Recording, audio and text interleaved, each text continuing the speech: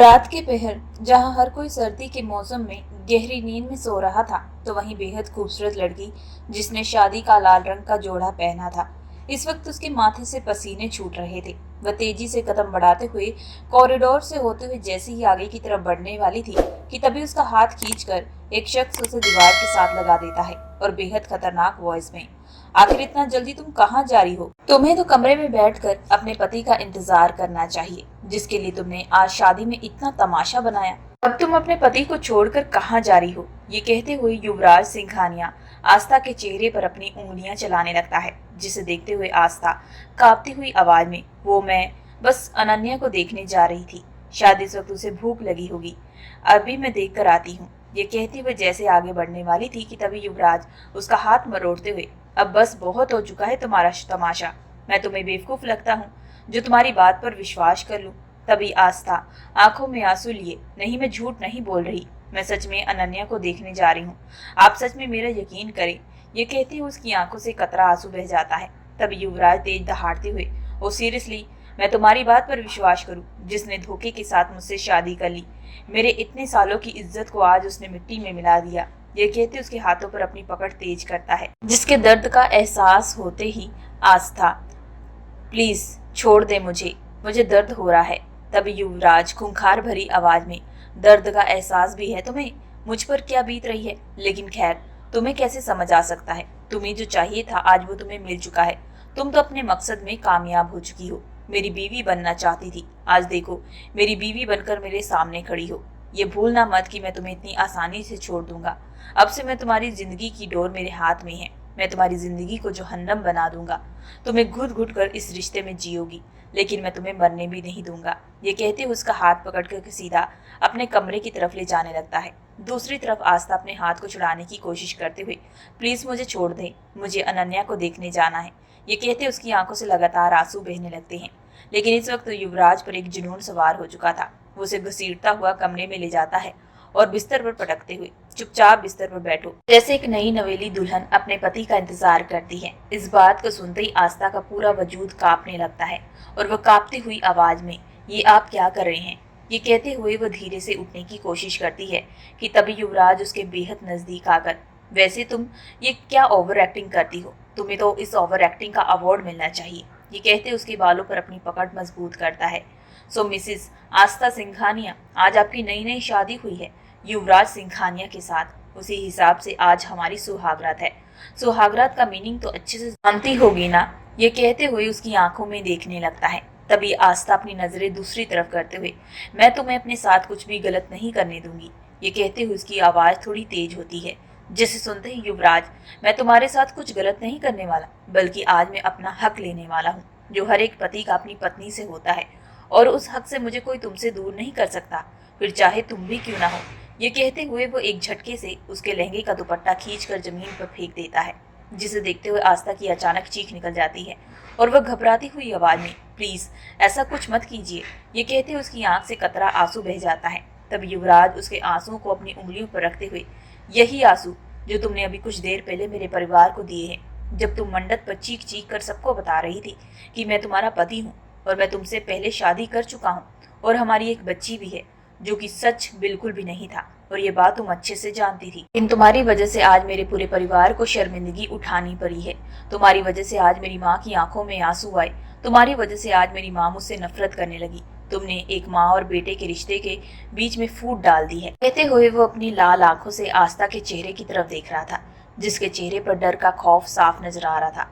वो एक झटके से उसके कमर पर अपनी पकड़ मजबूत करते हुए, अब से मेरे परिवार को दिए हुए आंसुओं का हिसाब मैं लेकर ही रहूंगा, जिसके लिए शुरुआत आज से होगी। ये कहते हुए इसे अपने बेहद करीब कर लेता है। तभी आस्था अपने आप को छुड़ाने की कोशिश करते हुए, शायद आप भूल रहे हैं, लेकिन मैं सच कह रही हूँ, अनन्या आपकी बेटी है और मैं आपकी पत्नी। एक बार फिर से इस बात को सुनते ही युवराज का खून खौलने उठता है और वह तेज दहाड़ते हुए, इसका मतलब तुम अब भी सुधरने वाली नहीं। बेशक वह झूठी फोटो मेरे परिवार को दिखाकर बेवकूफ बना सकी हो, लेकिन तुम मुझे बिल्कुल भी नहीं बेवकूफ बना सकती। मैं तुम जैसी लड़कियों को अच्छे से जानता हूँ, जो अमीर लड़के देकर उन्हें फंसाने की कोशिश करती हैं। इसी वजह से अब मैं तुम्हारे इन आंसुओं पर नहीं जाने वाला। ये कहते हुए वह एक झटके से उसे बिस्तर पर पटक देता है, जिसे आस्था की पीठ बिस्तर पर जा गिरती है और उसकी पीठ पर एक दर्द का एहसास होता है। लेकिन इससे पहले वह कुछ कर पाती कि तभी युवराज अपनी शेरवानी के बटन तोड़ते हुए, बहुत शौक था ना मुझसे शादी करने का, मेरे साथ अपनी सुहागरात मनाने का, तो आज देखो मैं तुम्हारे इन सारे ख्वाबों को पूरा करता हूँ। रात भर तुम्हारी हालत ऐसी कर दूंगा कि तुम बिस्तर से उठने के लायक नहीं बचोगी। ये कहते हुए उसकी तरफ बढ़ने वाला था कि तभी आस्था कांपती हुई आवाज में, प्लीज ऐसा कुछ मत कीजिए, आपको भगवान का वास्ता। ये कहते हुए वह आंसू बहाने लगती है। लेकिन इस वक्त युवराज की आंखों में एक नफरत का जुनून सवार हो चुका था और वह गुस्से से आस्था के वजूद पर अपना भार डालते हुए, यह तो तुम्हें तब सोचना चाहिए था जब तुम मेरी इज्जत की धज्जियां उड़ा रही थी।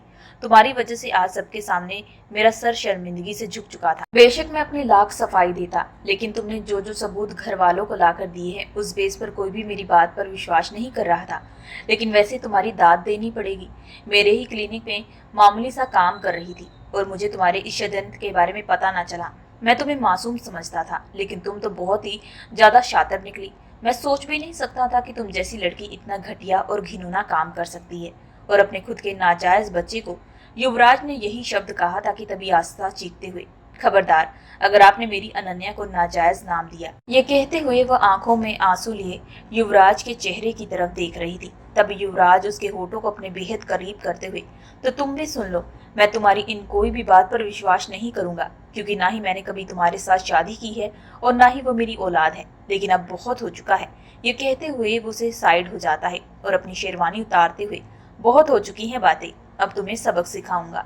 ये कहते हुए वह कमरे का दरवाजा जाकर जोर से बंद कर देता है। युवराज की इस हरकत पर आस्था का पूरा शरीर कांपने लगा था। उसकी आंखों में डर साफ दिखाई दे रहा था। इस वक्त उसकी धड़कनें तेज चलने लगी थी, जिसे देखते हुए वह सिसकियां मारते हुए बेड के कोने की तरफ बढ़ने लगी थी। तभी युवराज उसकी तरफ बढ़ते हुए, क्या हुआ, अब ये रोना धोना क्यों कर रही हो? यही तो तुम्हें चाहिए था ना, इस खानदान की बहू बनना चाहती थी, मेरी पत्नी बनना चाहती थी, तो उस हिसाब से तुम्हें मेरे साथ सुहागरात तो मनानी ही पड़ेगी ना, क्योंकि ये सब कुछ तो तुमने इसी वजह से किया है। ये कहते हुए वह धीरे धीरे उसके बेहद करीब आ चुका था। युवराज की कठोर भरी नफरत देखकर आस्था का पूरा शरीर ठंडा पड़ चुका था। वह धीमी आवाज में, प्लीज मुझे छोड़ दीजिए। लेकिन आज की हालत देखकर युवराज का दिल बिल्कुल भी नहीं पसीजा था। इस वक्त उसका दिल पत्थर हो चुका था। उसने उसकी कमर को अपने हाथों में जकड़ा और खींचता हुआ सीधा बिस्तर पर लेटा दिया। ये कहते हुए एक झटके से उसके बेहद करीब आ जाता है। इस वक्त उसके होठों और आस्था के होठों के बीच में सिर्फ 1 इंच का फासला था। आस्था ने तो डर के मारे अपनी आंखें बंद कर ली थी, तो वहीं दूसरी तरफ युवराज अपनी नफरत और जुनून में इस कदर अंधा हो चुका था कि वह बड़ी बेबसी के साथ आस्था के पूरे वजूद पर अपना हक जताने लगता है। आस्था दर से कराते हुए अपने आप को छुड़ाने की कोशिश करती है, लेकिन अपने आगे हट्टे कट्टे मर्द के सामने बेबस थी। वह पूरी रात युवराज आस्था को अपने से दूर बिल्कुल भी नहीं जाने देता। जब भी वह थक जाता तो कुछ देर बाद वह फिर से आस्था पर अपना हक जताने लगता, बार बार उसे याद दिलाता कि उसने उसके साथ शादी करके कितनी बड़ी गलती कर दी है। यूं ही करते करते अब रात बीत चुकी थी। सुबह की पहली किरण जब आस्था पर पड़ती है तो उसका पूरा शरीर दर्द से कराने लगता है। उसके बिखरे बाल और जमीन पर पड़े हुए उसके लहंगे ये साफ बता रहे थे कि कल रात युवराज ने कई बार उससे अपना हक ले लिया है, जिसे देखते उसकी आंखों से लगातार आंसू बहते हैं। आस्था कई घंटे बेड के साथ पीठ लगाए फूट फूट कर रो रही थी। जब उसकी सिसकियों की आवाज युवराज के कानों तक पहुंची तो उसे देखते ही उसके माथे पर बल पड़ जाते हैं और उसका गुस्सा फिर से उबलने लगता है। वह तेज दहाड़ते हुए, अब सुबह सुबह ये क्या तमाशा लगा रही हो? युवराज की बात पर आस्था उसे कोई जवाब नहीं देती, बस इसकी मार मार कर रोने लगती है। तभी युवराज चिढ़ते हुए उठकर बैठ जाता है और जैसे ही आस्था को कुछ कहने वाला था कि तभी उसकी नजर बेड के इर्द गिर्द गिरे कपड़ों पर जाती है, जिसे देखकर उसे साफ पता चल चुका था कि कल रात नशे और नफरत में इस कदर अंधा हो चुका था कि उसने आस्था के साथ कई बार अपनी ख्वाहिशों को भी पूरा किया, जिसे देखते हुए कहीं ना कहीं उसे अब बुरा फील हो रहा था। लेकिन उसके साथ जो हो रहा था वह सब कुछ आस्था की वजह से हो रहा था। आस्था ने उसे इस कदर मजबूर कर दिया था कि वह इस हालत पर आ गया था और वह बिना आस्था को देखे हुए सीधा टावल लेकर वॉशरूम में चला जाता है। कुछ देर तक वह शावर के नीचे खड़ा शावर ले रहा था। इस वक्त कल रात जो कुछ हुआ था उसकी आंखों के सामने आ रहा था और उसके कानों में बस यही आवाज गूंज रही थी जब आस्था रोते हुए कह रही थी कि उसमें और हिम्मत नहीं है और नहीं तो वह मर जाएगी, वो उसकी जान बख्श दे। लेकिन सबके बावजूद भी युवराज नशे और नफरत में इस कदर जुनूनी हो चुका था कि वह रात भर कई बार आस्था के साथ अपनी मनमानियां कर चुका था, जिसे सोचते हुए वह अपना हाथ दीवार पर मारते हुए, मैं कैसे उस लड़की के इतने करीब जा सकता हूँ? मानता हूँ कि उसने मेरे साथ बहुत गलत किया, लेकिन ये कहते हुए वो अपने हाथों की मुट्ठी बना लेता है। इस वक्त उसे अपने आप पर बेइंतहाशा गुस्सा आ रहा था। हालांकि वो ऐसा इंसान बिल्कुल नहीं था। उसने आज तक कई बीमार लोगों की जान बचाई थी, गरीब लोगों की मदद की थी, बल्कि यूं कहे कि वो लोग उसे एक फरिश्ता कहते थे। अस्पताल में उसकी एक अलग पहचान थी। हॉस्पिटल के आसपास के लोग भी बहुत ही ज्यादा उसे सम्मान करते थे। लेकिन कल रात शादी के मंडप पर जो तमाशा हुआ, उसके बाद उसकी इज्जत मिट्टी में मिल चुकी थी। हालांकि युवराज की शादी नैना के साथ होने वाली थी, जो कि उसकी माँ की सहेली की बेटी थी। शादी की रात मंडप पर आस्था ने जो आकर तमाशा लगाया, उसके बाद सबकी नजरें शर्मिंदगी से झुक चुकी थी। शादी में आए हुए सब मेहमान तरह तरह की बातें करने लगे थे। कोई कहता कि देखने में तो संस्कारी लड़का था, MBBS डॉक्टर था, लेकिन कोई ये नहीं सोच सकता था कि इतना बड़ा डॉक्टर अपने ही हॉस्पिटल के स्टाफ के साथ ऐसी हरकत कर सकता है। शादीशुदा होने के बाद भी वो कैसे किसी और लड़की के साथ शादी कर सकता है। ये कहते हुए शादी में आए हुए सारे मेहमानों में बातें चलने लगती हैं। मिसेस पूजा जी के कानों तक जब ये बात पहुंचती है, तो वो बात को संभालते हुए आस्था और युवराज की शादी करवा देती हैं, ताकि लोग इस बात को और ज्यादा आगे तक ना बढ़ाए, क्योंकि अगर ये बात और ज्यादा फैली तो युवराज की बहुत ज्यादा बदनामी हो सकती है, और शायद हो सकता है कि उसकी डॉक्टर की डिग्री भी हाथ से चली जाए, जिसे पाने के लिए उसने इतने सालों से कड़ी मेहनत की थी। अपनी माँ के प्रेशर की वजह से युवराज उस शादी के लिए हाँ कर देता है, लेकिन शादी करने से पहले उसने कई बार अपनी माँ को समझाने की कोशिश की, लेकिन कोई भी उसकी बात पर विश्वास नहीं कर रहा था। आस्था ने जो सबूत सामने रखे थे, उसे साफ पता चल रहा था कि युवराज और आस्था की शादी पहले हो चुकी है। शादी होने के बाद आस्था लीगल तौर से अब युवराज की पत्नी बन चुकी थी, लेकिन वहीं दूसरी तरफ युवराज के परिवार वाले उससे बेहद खफा हो चुके थे और उन्होंने उससे अपने सारे रिश्ते नाते खत्म कर लिए, जिसे देखते हुए युवराज बेहद टूट चुका था। उसे बिल्कुल समझ में नहीं आ रहा था कि इस वक्त उसके साथ क्या हो रहा है, कैसे वो अपनी बेगुनाही साबित करे। यूं ही गार्डन एरिया में बैठा लगातार एक के बाद दारू की बोतल पिए जा रहा था, लेकिन इस वक्त उसके दिल में नफरत और जुनून की लहरें उठने लगी थी, जिसे ना बर्दाश्त करता हुआ वह तुरंत आस्था के कमरे की तरफ चला जाता है। तभी वह इन बातों को सोचते हुए युवराज अपनी आंखें खोलते हुए, इस लड़की की वजह से मेरी बदनामी हो चुकी है, मेरी इज्जत मिट्टी में मिल चुकी है, मैं इस लड़की को कभी माफ नहीं करूंगा। दूसरी तरफ आस्था आंखों में आंसू लिए बेबसी के साथ रोए जा रही थी। इस वक्त उसके होठ पूरे सूख चुके थे, उसका पूरा शरीर दर्द से कर्रा रहा था और वह धीरे से फुसफुसाते हुए, युवराज, आप ऐसे हो सकते हैं मैंने कभी सोचा भी नहीं था। कभी भी मुझे कोई तकलीफ भी नहीं देना चाहते थे, लेकिन आज कैसे आपने मुझे तकलीफ दे दी। ये कहते उसकी आंखों से आंसू की धारा बहने लगती है। तभी वह कुछ सोचते हुए, सही कहा था माँ ने, हम जैसे गरीब गांव की लड़कियों को शहर के लड़कों पर विश्वास नहीं करना चाहिए। वह एक नंबर के धोखेबाज होते हैं, लड़कियों के दिलों के साथ खेलते हैं। लेकिन माँ की इन सारी बातों के बावजूद भी मैंने आप पर विश्वास किया, मैंने अपने आप को आपके हवाले सौंपा। ये कहते हुए वो अपने हाथों की मुट्ठी बना लेती है और उस पल को याद करने लगती है जब उसकी और युवराज की मुलाकात हुई थी। युवराज 1 महीने की ट्रिप में काशी घूमने के लिए आया था और वहीं एक मंदिर में युवराज की मुलाकात आस्था से हुई थी। पहली ही नजर में युवराज आस्था को अपना दिल दे बैठा था। आस्था युवराज को अपने गांव के कई मंदिरों के बारे में बताती है, जो काफी ज्यादा प्रसिद्ध थे, जो दूर दूर से देशों से लोग उस मंदिर से अपना आशीर्वाद लेने के लिए आते थे। यूं ही करते करते अब दिन गुजरते गए।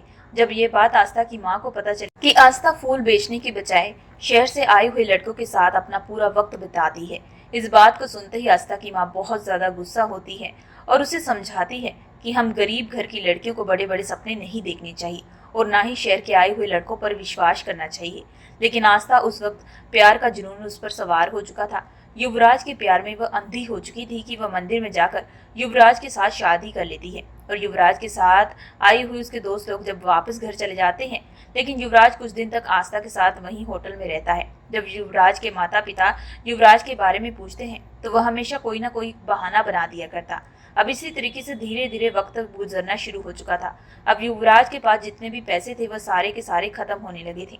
तो वहीं दूसरी तरफ आस्था प्रेग्नेंट हो चुकी थी। युवराज एक बहुत बड़े परिवार से था। युवराज सेटल नहीं था, उसकी आमदनी का कोई सहारा नहीं था। पॉकेट मनी उसके परिवार वालों ने उसे दिया करते थे। युवराज अपने परिवार वालों के कहना ना माना तो उसके परिवार वालों ने उसके अकाउंट में पैसे डालना बंद कर दिए। जब पैसे ना होने की वजह से उन दोनों की लाइफ में काफी परेशानियां आनी शुरू हो चुकी, जिसे देखते हुए युवराज, मुझे लगता है कि तुम्हें अपने घर पर जाकर रहना चाहिए। इस बात को सुनते ही आस्था हैरान रह जाती है। तभी वो आंखों में आंसू बहाते हुए, लेकिन युवराज हमारी शादी हो चुकी है, मैं ऐसे कैसे तुम्हें छोड़कर अपनी माँ के पास चली जाऊँ? पता है ना कि वो हमारी शादी के खिलाफ थी। इस बात को सुनते युवराज उसे समझाते हुए, अगर मैं तुम्हें अपने घर लेकर जाऊंगा तो वहां पर तुम्हें कोई भी एक्सेप्ट नहीं करेगा। और दूसरी बात, अभी मैं खुद प्रॉपर तरीके से कोई काम धंधा नहीं करता। मुझे डॉक्टर की डिग्री मिलने में अभी भी थोड़ा समय लगेगा। उसके बाद मैं डॉक्टर की पोजीशन पर जा सकता हूँ। तब तक के लिए तुम्हें इंतजार करना पड़ेगा। और वैसे भी मैं चाहता हूँ कि जब मेरा खुद का घर हो तब मैं तुम्हें अपने घर वापस लेकर जाऊँ, और तब हम अपने बच्चों के साथ अपनी नई जिंदगी की शुरुआत करेंगे। उसके लिए हमें कुछ टाइम एडजस्ट करना पड़ेगा। हालांकि इन सारी बातों को सुनने के बाद आस्था इनकार करती है, लेकिन युवराज उसे समझाते बुझाते उसे घर पर छोड़ देता है और उसे विश्वास दिलाता है कि वह जल्द वापस आएगा और उसे यहाँ से हमेशा हमेशा के लिए ले जाएगा। दूसरी तरफ आस्था की माँ उसे स्वीकार नहीं करती, लेकिन जब उन्हें खबर पता चलती है तो उसकी बेटी माँ बनने वाली है, तो ना चाहते हुए भी उन्हें आस्था को अपने घर पर पनाह देनी पड़ती है। औलाद कितनी भी गलत क्यों ना हो, लेकिन एक माँ बाप कभी भी अपने बच्चों का बुरा नहीं होता हुआ देख सकते और ना ही बुरा चाहेंगे। उस दिन के बाद से आस्था की माँ दिन रात उसकी सेवा करने लगती है। प्रेगनेंसी के दौरान उसे जो भी चीज की जरूरत होती वह सब कुछ उसे दिया करती। तो दूसरी तरफ युवराज उसकी जरूरतों के अनुसार उसके अकाउंट में पैसे भेज दिया करता कि आने वाले बच्चों को किसी चीज की कोई कमी ना रहे। अब आस्था धीरे धीरे दिन रात अपने बच्चे का इंतजार कर रही थी, और साथ ही साथ उसे इंतजार था कि उसका पति जल्द आएगा और उसे हमेशा हमेशा के लिए अपने साथ ले जाएगा। अब यूं ही करते करते इंतजार की घड़ी भी आ चुकी थी जब आस्था माँ बन चुकी थी और उसने बहुत ही प्यारी सी बेटी को जन्म दिया। लेकिन उस बेटी के जन्म होते ही उसकी जिंदगी में सब कुछ बदल चुका था। डिलीवरी के कुछ दिन पहले ही युवराज से उसकी मुलाकात बंद हो चुकी थी। आस्था ने कई बार उस नंबर पर कॉल लगाया, लेकिन वहां से कोई रिस्पॉन्स ना मिलता। प्रेगनेंसी की हालत में आस्था को यूं परेशान होता देख आस्था की माँ उसे काफी समझाती कि इस वक्त उसे अपने बच्चे की तरफ ध्यान देना चाहिए। जब बच्ची इस दुनिया में आई तो उसके बाद से पूरी जिंदगी बदल चुकी थी। आखिरकार वो दिन आ चुका था जब युवराज आस्था की जिंदगी से गायब हो चुका था। अब आस्था युवराज को ढूंढती भी कहां, क्योंकि आस्था के पास युवराज का कोई अता पता नहीं था। बस इतना पता था कि युवराज डॉक्टर की पढ़ाई कर रहा था। दूसरी तरफ ये बात आस्था की माँ को पता चलती है कि युवराज आस्था को छोड़कर जा चुका है, तो इस बात पर वह काफी गुस्सा होती है और उसे ताने दिया करती है कि तेरी ही गलती की वजह से आज तेरे साथ ये सब हो रहा है। मैंने तुझे कहा भी था कि गरीब घर के बच्चों को बड़े सपने नहीं देखने चाहिए। जिस शख्स से तूने प्यार किया, शादी की, उसने तो तुझे अपने बारे में ये भी नहीं बताया कि कहाँ पर रहता है। इस बात को सुनते ही आस्था बेहद टूट चुकी थी, लेकिन वह इस बात को मानने के लिए तैयार नहीं थी कि युवराज उसे छोड़कर जा चुका है। उसे दिल में ये उम्मीद थी कि जरूर एक दिन युवराज वापस आएगा, और यूं ही इंतजार करते करते पूरे 1 साल हो चुके थे। और इन 1 सालों में आस्था युवराज का इंतजार करते करते अब थक चुकी थी। उसका दिल चाहने लगा था कि वह कैसे भी करके शहर जाए और युवराज का पता लगाए कि आखिर युवराज है कहाँ, और उससे अपने सवालों का जवाब मांगे कि आखिर वह क्यों इतने सालों से उसे छोड़कर जा चुका है। हालांकि आस्था की माँ से जाने से इनकार करती, लेकिन आस्था ने जिद ठान ली थी कि वह कैसे भी करके युवराज के बारे में पता करेगी। इसी वजह से अपनी माँ को वचन देते हुए कि वह सलामत जल्द वापस आएगी, ये कहते हुए वह बच्चे को अपने हाथ में लिए सीधा मुंबई की तरफ रवाना हो जाती है। युवराज जब आस्था से फोन पर बात किया करता था तो अक्सर अपने कॉलेज के बारे में बताया करता था, जिसे याद करते हुए आस्था उस कॉलेज में चली जाती। यहाँ पर युवराज मेडिकल की पढ़ाई कर रहा था। तभी आस्था को युवराज के बारे में पता चलता है कि युवराज नजदीकी हॉस्पिटल में डॉक्टर की पोस्ट पे है। इतना पता भी लगना काफी नहीं था, इसके पीछे और भी कड़ी मेहनत करनी थी आस्था को, क्योंकि हॉस्पिटल जाकर युवराज के सामने जाना यह भी आसान बात नहीं थी। इसी वजह से वह काम का बहाना करते हुए हॉस्पिटल में काम करने लगती है और काम करते हुए युवराज के बारे में पता लगाती है। लेकिन तब उसे पता चलता है कि युवराज कुछ दिनों की छुट्टी पर है। इस बात को सुनते ही आस्था के अंदर युवराज को मिलने की बेचैनी छाने लगती है। वह कैसे भी करके युवराज से जल्द मिलना चाहती थी और उससे अपने सवालों के जवाब चाहती थी। अब इसी तरीके से करते करते 1 हफ्ते से ज्यादा बीत चुका था। जैसे कुछ दिनों के बाद युवराज हॉस्पिटल आता है तो युवराज को देखकर आस्था के चेहरे पर एक बड़ी सी मुस्कुराहट आती है। वह तेज कदम बढ़ाते हुए जैसे उसके सामने आकर खड़ी होती है तो युवराज उसे नजरअंदाज करते हुए सीधा अपने केबिन में चला जाता है। युवराज की इस हरकत को देखकर आस्था हैरान रह जाती है। उसे लगने लगा था कि शायद युवराज ने अभी भी उसे सही ढंग से नहीं देखा। इसी वजह से आस्था एक बार फिर से उसके सामने जाती है। युवराज एक पेपर पर उसका नाम लिखते हुए, बताएं आपको क्या परेशानी है। युवराज की इस बात पर आस्था हैरान रह जाती है और वह हैरान भरी नजरों से, क्या आपने मुझे नहीं पहचाना। इस बात पर युवराज चेहरे पर एक स्माइल लाते हुए, जी मैंने आपको आज पहली बार देखा है, ये कहते हुए वो लैपटॉप पर कुछ काम करने लगता है। युवराज की इस बात को सुनते ही आस्था की आंखों में आंसू बहने लगते हैं। उसे इतनी उम्मीद थी कि गांव से जब वह शहर युवराज से मिलने के लिए आएगी तो वह अपने सवालों के जवाब पा सकेगी। लेकिन जैसे वो युवराज के सामने वो मिल रही थी तो युवराज उसे पहचानने से इनकार कर रहा था। इस बात को सुनते आस्था का दिल बेहद टूट जाता है। जब ये बात आस्था अपनी माँ को बताती है तो एक बार फिर से वो चिल्लाते हुए, तुम्हारी ही गलती थी। मैंने तुझे पहले ही समझाया था, अमीर घराने के लड़कों से रिश्ते नहीं रखने चाहिए। ये बस गरीब घर की लड़कियों को अपने जाल में फंसाते हैं। अब तो उस जाल में भी फंस चुकी है। वह तुझे पहचानने से इनकार कर रहा है। तभी आस्था रोते हुए, लेकिन माँ मेरी इसमें क्या गलती थी? मैंने तो उसे दिल से प्यार किया, दिल से रिश्ते निभाए। ये कहते हुए आस्था फूट फूट कर रोने लगती है। इस बात को सुनते ही आस्था की माँ, अब बस बहुत हो चुका है रोना धोना, अब बंद कर। अब रोने की बारी उस युवराज की है। उसे याद नहीं तो तू जाकर उसे याद दिला। अपने पति को पाने के लिए तुझे जो कुछ भी करना पड़े वह कर, लेकिन तू हार मत मान। अगर एक बार पीछे हट गई तो कभी भी उस युवराज से अपना बदला भी नहीं ले पाएगी जिसने तेरी जिंदगी बर्बाद कर दी है। एक बार भी तेरे और तेरे बच्चे के बारे में उसने नहीं सोचा। आस्था की माँ के समझाने के बाद आस्था उस हॉस्पिटल में काम करते हुए बार बार युवराज के सामने अपने रिश्ते के बारे में बताती है, लेकिन युवराज हमेशा इस बात को स्वीकार नहीं करता। उसे हमेशा अंदर अंदर लगने लगा था कि शायद आस्था दिमागी तौर से पागल लड़की है। जब वह कोई हॉस्पिटल में काम करने के लिए आई थी, तब से लोग उसके बारे में तरह तरह की बातें कर रहे थे कि वह अकेली बैठी अपने ही ख्यालों में गुम रहती है और न जाने अपने आप में क्या बड़बड़ाती रहती है। इसी वजह से युवराज इन बातों पर ध्यान नहीं देता। अब इसी तरीके से वक्त बीतना शुरू हो जाता है तो दूसरी तरफ जैसे युवराज के घर वालों ने उसकी शादी नैना से तय की, तो इस बात को सुनते ही आस्था के अंदर का ज्वालामुखी फूटने लगता है। उसने ठान लिया था कि वह इस बार कैसे भी करके अपने पति को पाह कर ही रहेगी, चाहे उसके लिए उसे कुछ भी क्यों ना करना पड़े। इस वजह से शादी की रात वह मंडप पर युवराज और उसके रिश्ते के बारे में हकीकत बताती है। हालांकि एक बार फिर से युवराज उसे सबके सामने इनकार करता है, जिसे देखते उसकी आंखों से लगातार आंसू बहने लगते हैं। तो वहीं दूसरी तरफ युवराज के परिवार वाले तस्वीरों के चलते उसके और युवराज की शादी करवा देते हैं। शादी होने के बाद आस्था बेहद खुश थी। उसे लगा था कि शायद आज उसने अपने पति को हासिल कर लिया है। ताकि वह जानती थी कि युवराज कहीं ना कहीं गुस्सा है, लेकिन उसे यकीन था कि एक दिन युवराज दिल से उसे अपना लेगा। लेकिन सुहागरात की रात युवराज ने जो उसके साथ हरकत की, उसे देखकर उसे उस पर बेइंतहाशा नफरत आने लगती है। वह अपनी झटके से आंखें खोलते हुए मोहब्बत की थी, वो भी दिल से। इसी वजह से तुम्हें ढूंढते हुए यहाँ पर आई और सबके सामने अपना तमाशा बनाया। लेकिन उसके बावजूद भी तुमने क्या किया? मेरे साथ ऐसी हरकत की जिसके बारे में कभी मैंने सोचा भी नहीं था। तुम एक लड़की के साथ बिना उसकी इजाजत के कैसे उसके साथ अपनी मनमानियां कर सकते हो, चाहे वो बेशक तुम्हारी पत्नी क्यों ना हो। कम से कम एक बार तुम्हें पूछना चाहिए। लेकिन शायद माँ सही कहती थी, मैंने गलत इंसान से मोहब्बत कर ली। इतने महीनों से तुम्हें अपने रिश्ते की हकीकत के बारे में बताती आई, लेकिन नहीं, तुम हर बार इनकार करते रहे। कभी ये भी नहीं पता लगाना चाहा कि मैं सच बोल रही हूँ या झूठ। अगर पता लगाते तो शायद तुम्हें हकीकत खुद पता चलती। लेकिन अब बहुत हो चुका है, मैं भी थक चुकी हूँ अकेले इस रिश्ते को खींचते खींचते। जितनी मोहब्बत मैं तुमसे पहले करती थी, अब उससे कहीं ज्यादा नफरत मैं तुमसे करूंगी। मिस्टर डॉक्टर युवराज सिंघानिया, ये कहते उसकी आंखों में एक अंदर एक ज्वालामुखी उगलने लगता है। कुछ देर के बाद युवराज आईने के सामने खड़ा अपने बालों को कौन कर रहा था। वॉशरूम से निकलने के बाद उसने एक बार भी आस्था की तरफ नहीं देखा था। वह बिना उसे देखे अपनी फाइल उठाकर कमरे से बाहर चला जाता है और तेज कदम बढ़ाते हुए जैसे ही हॉल से बाहर की तरफ गुजरने वाला था, तभी पीछे से मिसेस पूजा जी आवाज लगाते हुए, कहाँ जा रहे हो? अपनी माँ की बात का जवाब देते हुए युवराज, ये कैसा क्वेश्चन है? क्या आपको नहीं पता कि मैं रोज इतनी सुबह कहाँ जाता हूँ? या फिर ये कहूँ कि आप भूल चुकी हैं कि मैं एक डॉक्टर हूँ और पेशेंट की जान बचाना मेरा फर्ज है। ये कहते हुए वह आगे की तरफ बढ़ने वाला था कि तभी मिसेस पूजा जी, मुझे अच्छे से पता है, तुम्हें मुझे बताने की जरूरत नहीं, लेकिन अब कुछ दिन तुम हॉस्पिटल नहीं जाओगे। मिसेस पूजा जी की बात सुनते युवराज हैरान भरी नजरों से, क्या मतलब है आपका? अब आप चाहती हैं कि मैं अपना काम धंधा छोड़ दूं?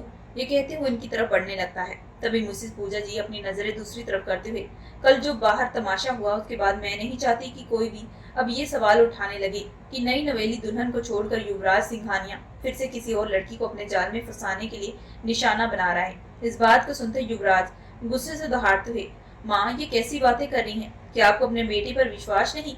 ये कहते उनके ठीक सामने आ जाता है। तभी मिसेस पूजा जी आंखें नम करते हुए, विश्वास था तभी हमेशा तेरी गलतियों पर भी तेरा साथ दिया, कि तेरी हर एक ख्वाहिशों को पूरा किया। तेरे पिताजी इस दुनिया में नहीं थे, फिर भी मैंने खुद पूरे बिजनेस को हैंडल किया। मुझे लगा कि तू बड़ा होकर अपने पापा के बिजनेस को आगे बढ़ाएगा, लेकिन तूने फैसला क्या लिया?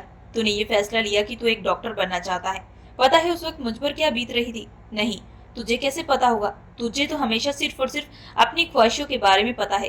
तुझे जो चाहिए वो तुझे मैंने हमेशा ला कर दिया। यही तो सबसे बड़ी मेरी गलती थी। लेकिन इन सब बातों के बावजूद जब मैं तुझे डॉक्टर बनने में तेरा साथ दिया, तेरे ऊपर दिन रात पैसा खर्च किया, तो उसके बाद फिर से तूने क्या किया? अपनी अय्याशी के चक्कर में सारे अपने पापा की इज्जत और मेरी इज्जत को दाव पर लगा दिया। सुबह से लेकर मुझे 25 से ज्यादा कॉल आ चुके हैं, जहाँ पर हर कोई तेरे बारे में बुरा भला बोल रहा है। हर किसी का कहना है कि किसी ने नहीं सोचा था कि तू इस हद तक गिर सकता है। तूने मेरा सर शर्मिंदगी से झुका दिया है। ये कहते हुए मिसेस पूजा की आंखों से आंसू आने लगते हैं। इस बात को सुनते युवराज की आंखें नम हो जाती हैं और वह मिसेस पूजा जी की आंखें पहुंचते हुए, नहीं माँ, मत रो, तुम्हारी आंखों में आंसू मैं बिल्कुल भी नहीं देख सकता। ये कहते हुए वह जैसे ही मिसेस पूजा जी को अपने गले लगाने वाला था कि तभी मिसेस पूजा जी अपने कदम पीछे बढ़ाते हुए, नहीं, अब बस बहुत हो चुका है, तुम ये हक खो चुके हो। तुम बेशक मेरे बेटे हो और इस घर में रहोगे, लेकिन मैं तुम्हारी माँ नहीं रहूंगी। मेरा और तुम्हारा कोई रिश्ता नहीं।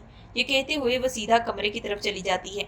एक बार फिर से अपनी माँ के मुंह से ये सारी बातें सुनते ही युवराज के अंदर का ज्वालामुखी फूटने लगता है। उसकी आंखों में नफरत का जुनून फिर से सवार हो जाता है और वह गुस्से से दहाड़ते हुए, ये सब कुछ उस लड़की की वजह से हो रहा है, ये कहते हुए गुस्से से कदम बढ़ाते हुए कमरे की तरफ चला जाता है और देखता है कि इस वक्त आस्था आंखें बंद किए हुए गहरी नींद में सो रही थी, जिसे देखते हुए वो अपने मन में, मेरा सुख चैन उड़ाकर ये लड़की खुद चैन की नींद सो रही है, इसे मैं बिल्कुल भी नहीं सोने दूंगा। ये कहते हुए वह गुस्से से कमरे के दरवाजे को बंद करता है। अचानक जोरदार कमरे की आवाज सुनते ही आस्था की आंखें खुल जाती है और जैसे उसकी नजर सामने की तरफ जाती है जहां पर युवराज आंखों में बेतहाशा नफरत लिए उसकी तरफ कदम बढ़ा रहा था, जिसे देखते हुए आस्था कि दिल की धड़कनें बढ़ने लगती है। इस वक्त उसका शरीर डर के मारे कांपने लगता है। उसे अंदर ही अंदर डर लगने लगा था कि कहीं एक बार फिर से युवराज उसके साथ अपनी मनमानियां न कर ले। वह यही सोच रही थी कि तभी युवराज बिस्तर की चादर को खींचकर जमीन पर फेंकते हुए, मेरी नींद उड़ाकर खुद चैन से सो रही हो, लगता है कल रात की मेरी नफरत भूल चुकी हो।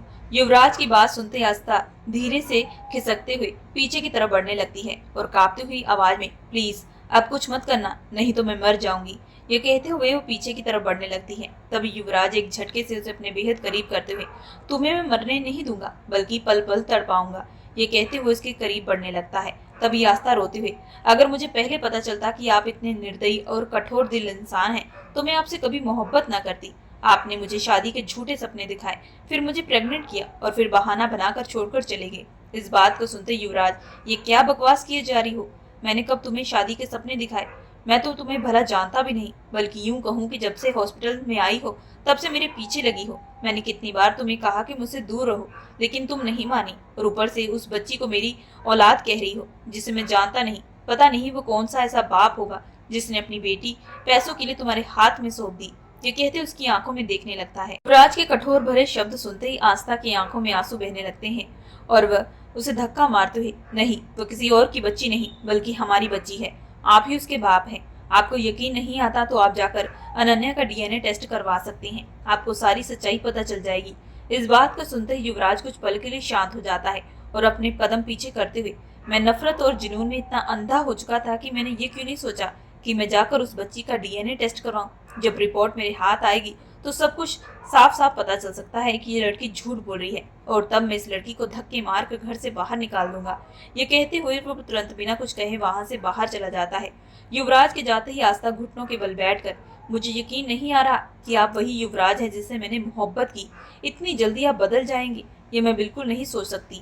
ये कहते उसकी आंखों से आंसू बहने लगते हैं। सच साबित करने के लिए युवराज तेजी से कदम बढ़ाते हुए अनन्या के पास जाता है, जहां पर इस वक्त अनन्या उसकी नानी की बाहों में थी और उसकी नानी बड़े ही प्यार से अनन्या को लोरी सुना रही थी। तभी युवराज, नानी आप इस अनन्या को मुझे दो, मुझे अभी से लेकर जाना है। ये बात सुनते युवराज की नानी इशारा करते हुए धीरे बोलने के लिए कहती है। जैसे युवराज उनके करीब जाता है तो नानी, मुझे पता है कि रात को जब तू सबके सामने चीख चीख कर कह रहा था कि तूने आस्था से शादी नहीं की और ना ही अनन्या तेरी बेटी है, हालांकि मैं जानती हूँ कि तेरी बात पर कोई भी विश्वास नहीं कर रहा था, लेकिन कहीं ना कहीं मेरा दिल तो ये कह रहा है कि मेरा युवराज भी झूठ नहीं बोल सकता। कहते हुए वो उसका हाथ पकड़कर उसे अपने बेहद करीब कर लेती है। तभी युवराज हैरान भरी नजरों से, नानी आप क्या कहना चाहती हैं? बेटा मैं बस यही कहना चाहती हूँ, इस बच्ची को मैं अपने गले लगाई तो मुझे कहीं ना कहीं अपनेपन का एहसास होने लगा। इसी वजह से मैंने जैसे इसकी मालिश करने वाली थी कि तभी मैंने इसकी पीठ पर वही निशान देखा जो बचपन में तेरी पीठ पर था। उस निशान को कभी मैं भूल नहीं सकती, क्योंकि तेरी मालिश भी मैंने खुद अपने हाथों से की है। ये कहते हुए वह अनन्या की पीठ की तरफ नजर घुमाती है, जहाँ पर एक बड़ा सा काला तिल था जो हूबहू युवराज की पीठ पर था। इन सब बातों को सुनकर युवराज अपने मन में, बस कोइंसिडेंस हो सकता है, आजकल तो हर किसी की बॉडी में ही होते हैं, जरूरी नहीं कि इसकी पीठ पर है तो इसका मतलब ये मेरी बच्ची है। हकीकत में अच्छे से जानता हूँ। आज इस बात का सबूत भी मैं सबको दूंगा। ये कहते हुए वह अनन्या को अपनी बाहों में उठाए सीधा हॉस्पिटल ले जाता है। हालांकि डीएनए टेस्ट की रिपोर्ट के लिए 2-3 दिन का वक्त लगता है, लेकिन युवराज एक खुद डॉक्टर था, इसी वजह से उसे रिपोर्ट जल्द ही मिल जाती है। और वह रिपोर्ट हाथ में पकड़े हुए आज इस लड़की का काला चिट्ठा सबको दिखा कर रहूंगा और सबको साबित करके रहूंगा कि मैं निर्दोष था। अब ये डीएनए टेस्ट इस बात का सबूत देंगे। ये कहते हुए युवराज बिना उस रिपोर्ट को पढ़े सीधा घर वापस चला जाता है और हॉल में जाते ही सबको आवाज लगाने लगता है। युवराज की आवाज सुनते ही सब घर वाले हॉल में इकट्ठे हो जाते हैं। तभी युवराज की माँ मिसेस पूजा जी, आप कौन सा नया तमाशा लगाने वाले हो जो तुम सबको इकट्ठा करे हो? तभी युवराज आगे बढ़ते हुए, माँ मैं कोई तमाशा नहीं लगा रहा, बल्कि अपने ऊपर लगे इल्जामों को आज मैं हटाने वाला हूँ। ये कहते हुए डीएनए टेस्ट की रिपोर्ट मिसेस पूजा जी के सामने करता है, जिसे देखते हुए मिसेस पूजा जी, ये क्या है? तभी युवराज चेहरे पर बड़ी मुस्कुराहट लिए, मॉम आप खुद इसे पढ़कर सबको सुनाएं। मेरी और अनन्या की डीएनए टेस्ट रिपोर्ट है, जिसमें साफ लिखा है कि मैं इस बच्ची का बाप नहीं। युवराज के कहते मिसेस पूजा जी जैसे इस रिपोर्ट को पढ़ती है, तभी कुछ देर बाद वह गुस्से से चिल्लाते हुए, मुझे लगता है कि पहले ये रिपोर्ट तुम्हें पढ़ लेनी चाहिए। ये कहते हुए वह रिपोर्ट युवराज की तरफ करती है। युवराज जैसे ही हैरान भरी नजरों से उस रिपोर्ट को पढ़ता है तो उसे पढ़ते उसके पैरों तले जमीन खिसक जाती है, जिसमें साफ लिखा था कि ये बच्ची का डीएनए टेस्ट युवराज के साथ मैच होता है। मतलब यही था कि युवराज ही अनन्या का बाप है। उस रिपोर्ट को पढ़ते ही युवराज को एक जोरदार धक्का लगता है। उसे समझ में नहीं आ रहा था कि उसके साथ हो क्या रहा है। तभी मिसेस पूजा जी युवराज पर एक बार फिर से अपना गुस्सा निकालती है और वहां से अपने कमरे में चली जाती है। अब एक बार फिर से उसे सबके सामने शर्मिंदगी उठानी पड़ी, तो दूसरी तरफ सब लोग लगता है पागल हो चुका है, बार बार अपना ही तमाशा बनाते जा रहा है। युवराज उस रिपोर्ट को पकड़ते हुए, आखिर ये कैसे हो सकता है? ये कहती उसकी नजर सीढ़ियों पर जाती है, जहाँ पर आस्था रेलिंग को पकड़े हुए उसकी तरफ देख रही थी। और जैसे युवराज की नजर उसके साथ टकराती है तो आस्था सीधा अपने कमरे में चली जाती है। तभी युवराज अपने मन में, इन सारी बातों का जवाब अब मुझे ये लड़की दे सकती है। ये कहते हुए वह कदम बढ़ाते हुए सीधा कमरे में जाता है, जहाँ पर आस्था फूट फूट कर रो रही थी। तभी युवराज वो रिपोर्ट आस्था के मुंह पर फेंकते हुए, ये सब कुछ तुमने किया है, तुमने कोई चाल चली होगी, तुमने जरूर रिपोर्ट बदल दी है। तभी आस्था चिल्लाते हुए, आप पागल तो नहीं हो चुके? डीएनए टेस्ट आप करवाने गए थे, ना कि मैं। ये कहते हुए आस्था की आंखों से आंसू बहने लगते। तभी युवराज उसके बाजुओं को झोड़ते हुए, बहुत ही चालाक लड़की हो, एक बार फिर से सब कुछ तुम्हारे प्लानिंग के अकॉर्डिंग चल रहा है। ये कहते हुए युवराज कुछ कहता कि तभी आस्था युवराज को एक जोरदार धक्का देती है और तेज दहाड़ते हुए, बस भी करो, इतने महीनों से तुम्हें अपने रिश्ते की हकीकत बता रही थी, लेकिन तुम थे कि कभी भी इस रिश्ते को पहचान ही नहीं रहे। इसी वजह से मजबूरन उस रात मुझे शादी के मंडप पर सबके सामने अपने रिश्ते की सच्चाई बतानी पड़ी। मेरे पास और कोई रास्ता नहीं था। अगर वह सारी सच्चाई मैं ना बताती तो मेरी बच्ची के सर से उसके बाप का साया उठ सकता था, और एक बार तुम्हारी शादी नैना से हो जाती तो फिर मैं जिंदगी में कभी भी कुछ कर नहीं सकती थी। इसी वजह से इन चीजों के लिए तुमने मुझे मजबूर किया। तभी युवराज चिल्लाते हुए, लेकिन मैं तुम्हें नहीं जानता, मैं तुम्हें कितनी बार बोल चुका हूँ। ये कहते हुए वो अपना सर पकड़ लेता है। कभी आस्था उसके नजदीक आकर उसके साथ बिताए हुए से पलों को याद दिलाती है, जैसे युवराज के साथ उसकी मुलाकात हुई थी और मुलाकात के बाद कब और कहाँ उसने युवराज के साथ शादी की। वह सारी हकीकत बताती है, जिसे सुनते ही युवराज के सर में एक तेज दर्द का एहसास होता है। तभी वो चिल्लाते हुए, तुम झूठ बोल रही हो, क्योंकि अगर सच होता तो मुझे याद क्यों नहीं? इस बात को सुनते ही आस्था उसके नजदीक आकर, मैं झूठ नहीं बोल रही, मैं अपनी बेटी की कसम खाकर कहती हूँ कि आप ही उसी के बाप हैं। ये कहते उसके कंधे पर अपना सर रख देती है। तभी युवराज आस्था से अपना सर दूर करते हुए, मुझे याद क्यों नहीं? अगर मैं उस जगह पर गया तो मुझे याद क्यों नहीं? ये कहते हुए वो अपना सर पकड़ लेता है। तभी आस्था कबर्ड में से एक तस्वीर निकालते हुए युवराज के सामने करते हुए, अगर मैं झूठ बोल रही हूँ तो ये क्या है? देखिए इस तस्वीर में आप काशी के उस प्रसिद्ध मंदिर में हैं, जहाँ पर आप अपने दोस्तों के साथ उस मंदिर में फोटो क्लिक किए हैं। तभी युवराज आस्था की तरफ देखते हुए, ये तस्वीर तुम्हारे पास? तभी आस्था, जब आप डीएनए टेस्ट करवाने के लिए हॉस्पिटल गए थे तब मैं कबर्ड में अपने कपड़े रख रही थी, तभी उस दौरान मुझे ये तस्वीर मेरे हाथ में मिली। ये सबूत देती है कि आप काशी आए थे। युवराज उस तस्वीर को हाथ में पकड़ते हुए, लेकिन मुझे अभी भी कुछ याद क्यों नहीं आ रहा?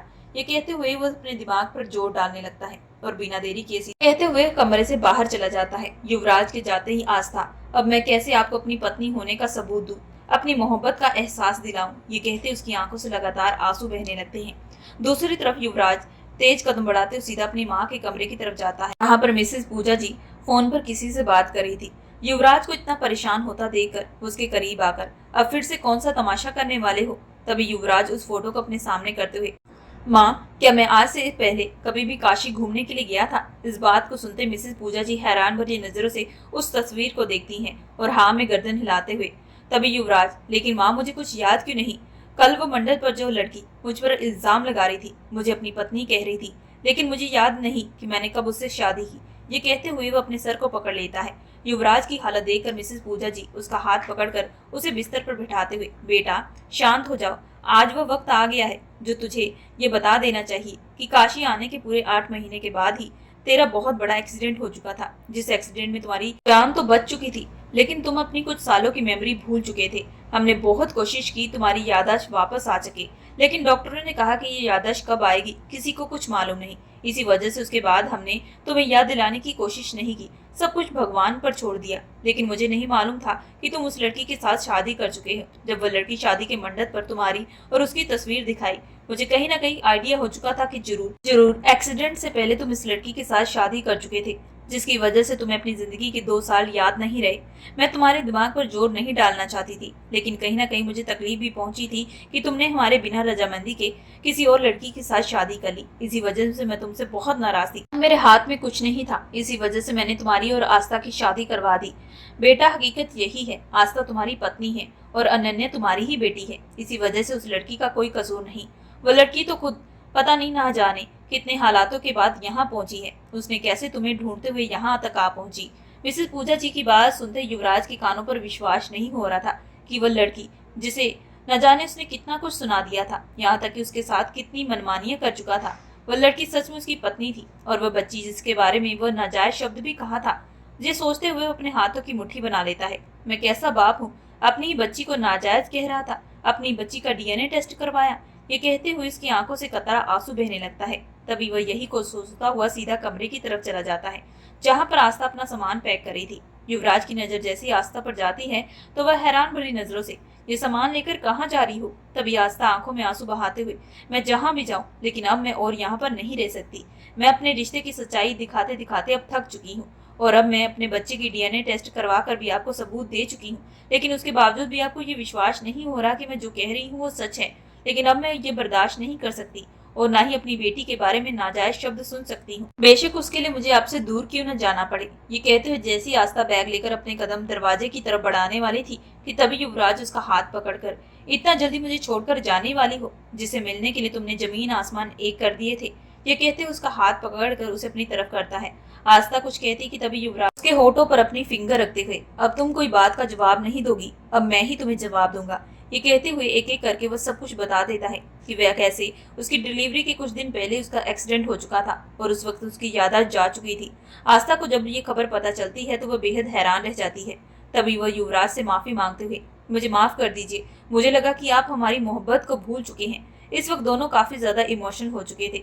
युवराज आस्था के आंसू साफ करते हुए इसे अपने गले से लगा लेता है और उसकी पीठ पर हाथ फेरते हुए, नहीं आस्था, तुम्हारी गलती नहीं थी, बल्कि यूं कहूँ कि ये हमारी किस्मत में लिखा था, जिसे हम चाहकर भी बदल ना सके। लेकिन अब देखो, ये कहते हुए उसका चेहरा अपने सामने करता है, बेशक मेरी याददाश्त पूरी नहीं आई, लेकिन तुम्हें लेकर मेरे दिल में एक एहसास जरूर है, और वह एहसास मोहब्बत का है। याददाश्त भले ही जा चुकी हो, लेकिन मोहब्बत अभी भी मेरे दिल में तुम्हारे लिए है। ये कहते हुए दोनों एक दूसरे के गले लग जाते हैं और फूट फूट कर रोने लगते हैं। उस दिन के बाद से आस्था और युवराज खुशी खुशी अपनी बच्ची के साथ एक साथ अपनी जिंदगी बिताने लगते हैं। दोस्तों, आप लोगों को ये कहानी कैसी लगी हमें कमेंट करके जरूर बताइएगा। कहानी पसंद आए तो हमारे चैनल को लाइक एंड सब्सक्राइब जरूर करिएगा एंड बेल आइकन का बटन जरूर दबाइएगा।